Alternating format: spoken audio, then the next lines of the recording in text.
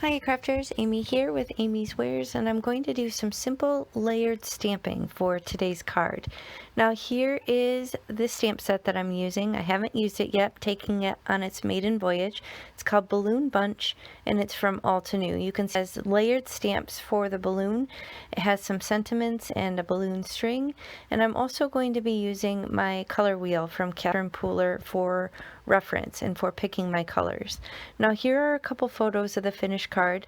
It's just comprised of stamping directly on a card base. There's not any additional layers or weight. So it came together really quickly. It should be nice and easy and lightweight to ship. Now here is the Catherine Pooler color wheel for the party collection.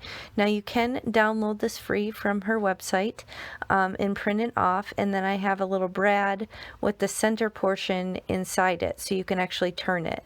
Now I'm actually going to be going with a triad theme here, so you can see those 3 points of the triangle will actually point and connect 3 different colors on the color wheel depending on where you turn it. So this is kind of like a play on primary colors with red, yellow, and blue, but instead it's more obviously like fuchsia colors and oranges and kind of teals, but it's the same basic idea, and you know these 3 colors will go great together.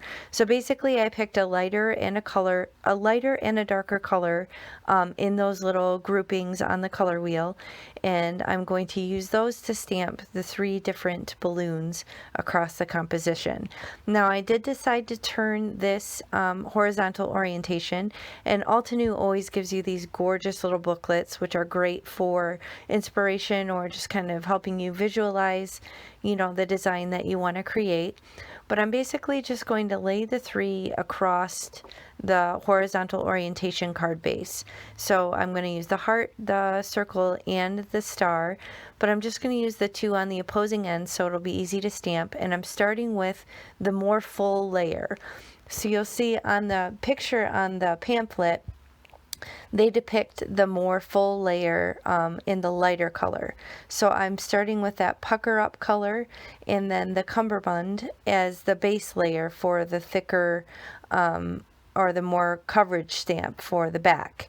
Now I'm going to come in with the star and do the same thing. So I'm using the one that has more of the surface covered, just figuring out where I want to put it, and they're wanting to stick to my fingers. So I am conditioning them either with my hand, or you'll see I do bring in a little eraser. That one, it looked like it was going to be too kind of clumpy, so I decided to come back in after I cleaned it off with the eraser and just really condition it.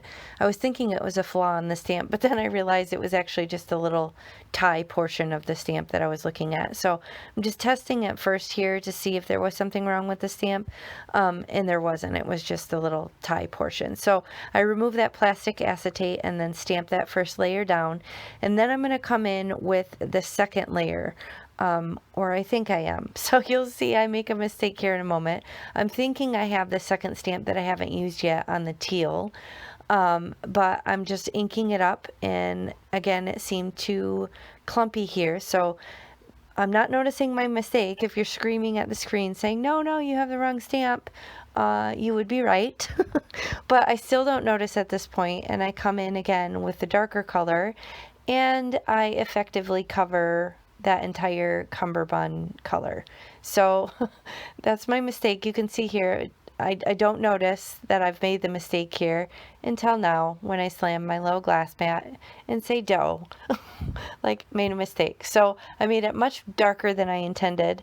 So I'm sitting there thinking in my head, am I going to have to grab a darker color from the color wheel to kind of really highlight that darker section on the second stamp? But I got to thinking, I mean, when you layer up these Catherine Pooler inks, they just get darker. So I decided to try first using that same darker color that I had initially stamped with, thinking that I'll probably be able to still create that highlight. See here, I'm considering like I could move over and go a little bit more green, but instead I just tried that second color again, and it ended up working fine because you can see how much darker it made it with the second stamping.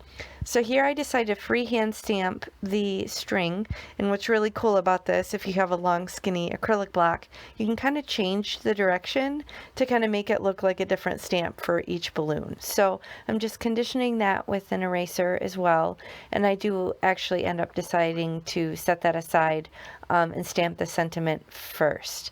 So I bring it back into the MISTI and figure out what sentiment I want to use, and this one nestled perfectly into this little area in the top left. So again, I'm working directly on the card base. I'm just going to figure out where I want this exactly, and then I will pick it up with the MISTI door and then stamp it with a nice crisp black ink. Now my favorite black ink for stamping when it doesn't involve any Copic coloring or any alcohol ink marker coloring is VersaFine, or it's VersaFine Clair Nocturne is what it is. And it's a pigment ink, so it doesn't dry very quickly, so be sure not to stick and smudge it all around. But it is absolutely my favorite for black inks, just because it's so crisp and dark. Now I'm just kind of using my magnets. This is actually a new glass mat that I have, and it's magnetized under the glass, and you can purchase these really heavy-duty cool magnets along with it. And then I'm just using that to kind of hold my card base in place so I don't end up getting ink on the back of my card base where I don't want it. So now I have it loaded back up inside the MISTI with it open, so I can stamp yet another sentiment in black from that same stamp set on the inside of the card. And I'm careful to just stamp the sentiment and leave that kind of star off to the side where I won't touch it. And then I'm going to stamp with the same colors that I did on the front of the card. So that first layer is going to be the lighter of the yellows, and then that second layer will be the darker, I think it's Fruity. I already forgot. I'll link the colors that I used in the video description box below with the other items as well. But basically I just pull that out of the MISTI, do the same thing, pull this back out because I forgot I was going to do it on the inside, and I kind of bend it up a little bit even more on this acrylic block, stamp it down on the inside. It's really easy to line up if you're comfortable freehand stamping.